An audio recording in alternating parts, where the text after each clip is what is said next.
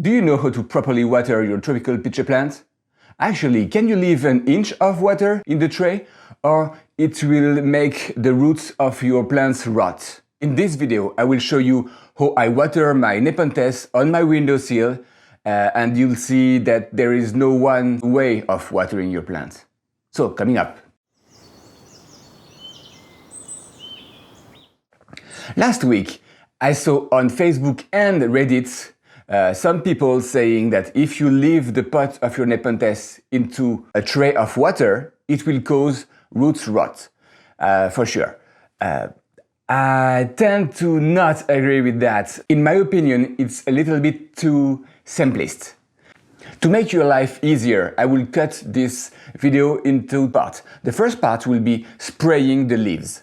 There is pros and cons. People are a big fan or say it's dangerous for the plants. The second part will be just the watering. And the third part will be my watering routine.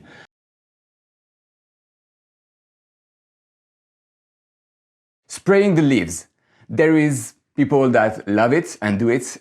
Some don't and recommend to avoid spraying the leaves. They are probably right. In nature, it's never raining, right? The leaves are always dry, right? I'm kidding. In nature, there is wind and airflow and all that stuff. So that's why, even if it's raining and the leaves are moist, damp, the wind will naturally dry the leaves and they will dry in between.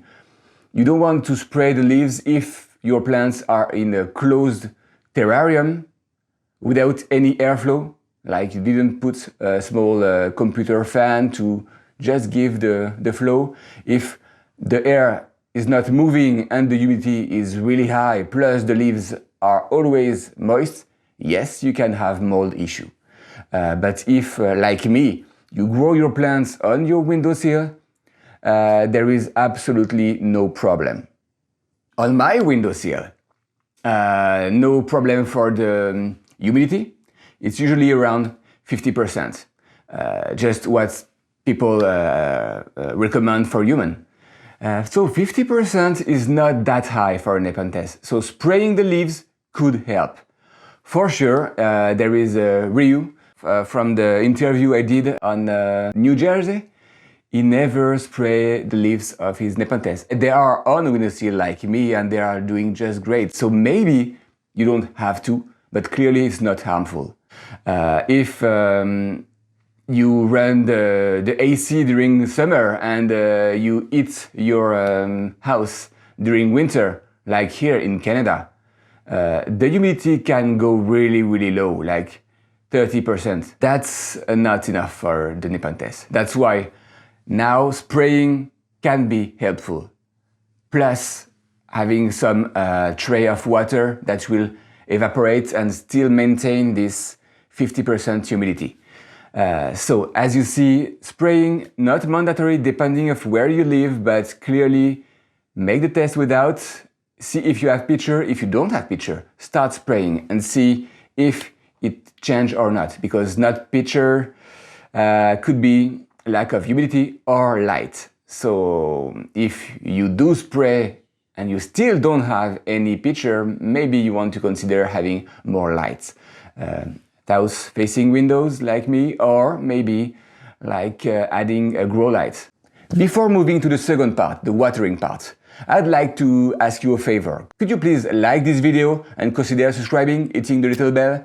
That would encourage me a lot to do more and more videos like that.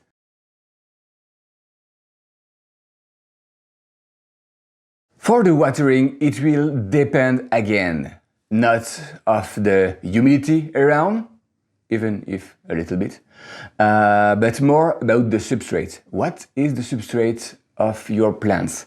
If it's like me, long fiber sphagnum plus a lot of perlite, so really a lot of drainage and air around the roots, then having water in the tray is not a problem.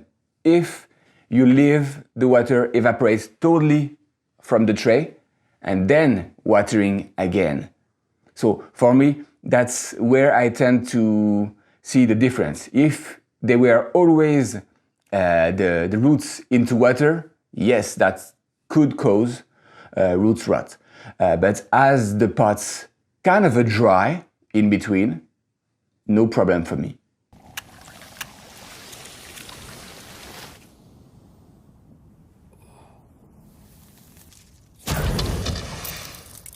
On another hand, if you were like 100% peat moss, like this is sticking to the roots, this is keeping a lot of moisture again, so that's something that could definitely suffocate the roots, give the roots rot and all that bad stuff. So you should maybe avoid it, but I never really recommend pure peat for Nepenthes. So it's more for me bog plants like Sarracenia, Dionaea, Drosera, all that stuff, but for Nepenthes, peat is not the greatest for me.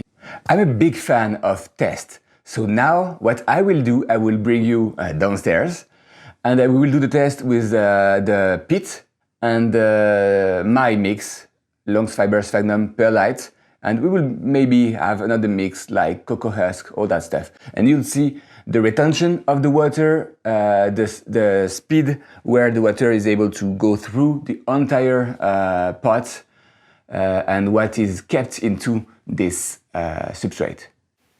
Okay, now we will do the test. We will have three kinds of substrate here. The first one is the classic long fiber sphagnum plus perlite, 50-50. The second one is peat moss perlite, 50-50 also. And the last one is cocoa husk perlite, 70-30.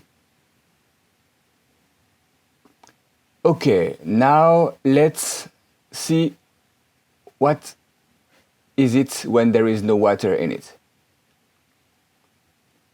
8 grams. Okay, that's really light. And now I will put that into the water to soak it, to see what kind of water it's able to retain. We'll let the water go through the pots, and then it's 34. So you see it retained a lot of moisture. And now the mix peat perlite. So as you see, for the same volume of the sphagnum, we have 28 grams. So that's really dense and compact. And now let's see how it will drink the water. I will soak it.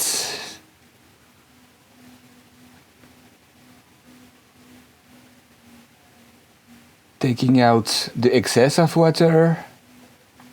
Okay, and let's see.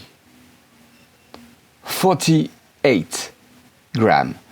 And now cocoa husk perlite. So basically drainage with drainage. So there is 22 grams. It's kind of a light compared to the peat. And when I put that into water, there is no chance it's really soak. Again, it's drainage. Check how fast the water get out of the pot. See? It retains almost nothing. The water just go through. And 32 grams. To sum up, Longs Fiber and peat retain a lot of moisture, but Longs Fiber is lighter. Peat is really, really compact. Cocoa husk is really not retaining a lot of moisture, so that's great if you are in a greenhouse, but if you are on a windowsill, you will have to water every day.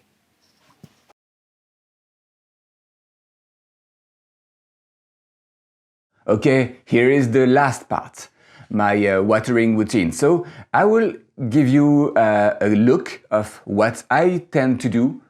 The spraying, the watering, and even moistening the tendril, just to have more chance to get a picture. Because again, on my windowsill, 50%, so that's not that high. That's good, working great. Not crazy high. Some of the species could easily enjoy 20% more humidity. So that's why this spraying or moistening the tendril is important. So first, as you see, it's time to water because it's dry. The bottom of the tray are dry. The moss is still fine. It's moist, but everything here is dry. They are all the same. Dry, dry, dry. So the first thing I will do for this guy will be a good watering. Give a good soak and to make sure all the water will go in the tray. So as you see, I'm not really careful, like just put a lot of water and that's it. That's gonna be the same for this guy. As you see, the tray is starting to fill with water, which is good. And the rest, for what I will do, I will put a lot of water directly on the tray. Not an inch, but at least 1 centimeter. This is rainwater. So when people say don't put your Nepenthes in water, all that stuff, that's not totally right. What you want to do is to make sure your Nepenthes is moist and not all the time into water.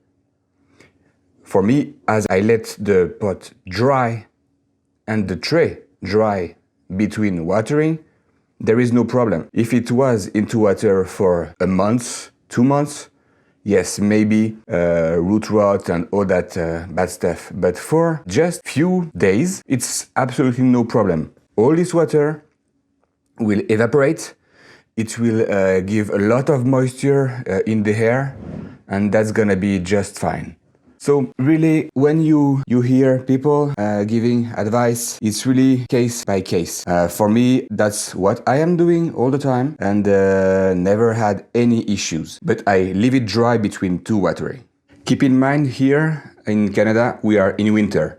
So if you see what is outside, that's totally winter time. So this is mainly why here you will have a lack of pitcher. Most of them kind of stopped or paused their pitcher production. For example, this one stopped when the weather changed. And here in Canada, it's in Manitoba, it's changing a lot. Like we go from plus 30 to minus 30 Celsius, which is a lot. And usually you have a long summer, a short fall, and you eat winter. That's why the plants are kind of confused, not all the time, and not all the plants. Look at this one. This one don't care if it's warm or cold. That's the Talanensis by Maxima. Here, as you see, again, the tray are dry. So I will definitely start giving it a good soak. And don't be shy, because what you want is to have the water going into the tray. That's why I use sphagnum and a lot of perlite. I want my water to go through directly, not retain. It will retain moisture, but I don't want something like heavy, like peat moss or this kind of stuff. That's why it's really easy and for watering, I mean. And same for this guy. It's hard to film in the same time, but and as you see, the sphagnum grow naturally on the pot.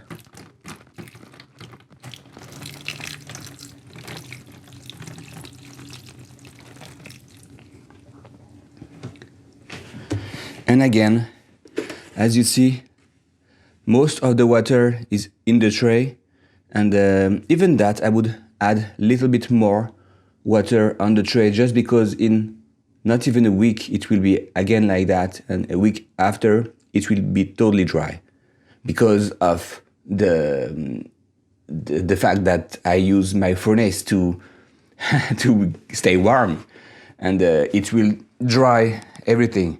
When you heat your place or you cold your place, usually that's where you have a lot of moisture that disappear.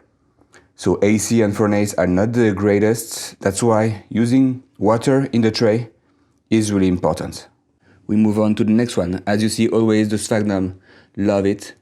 No problem for me with the sphagnum on windowsill, except if I let it dry. So again, a good soak. Okay, this video is filmed after a week. So as you see, all the water is gone again. Some parts are still humid, but clearly 1 centimeter of water goes into 1 week during winter on my windowsill. And the last part is for me spraying. I mainly spray the leaves for moisturizing the tendril and to raise the humidity, as it's quite dry during summer and winter here in Canada inside a windowsill because of AC and running the furnace during winter. I find that it helps for the pitcher production. The other way I moist the tendril is by directly putting the tendril, the one I can, directly in water for a few seconds just to soak it. That's it for today, and until next time, happy growing!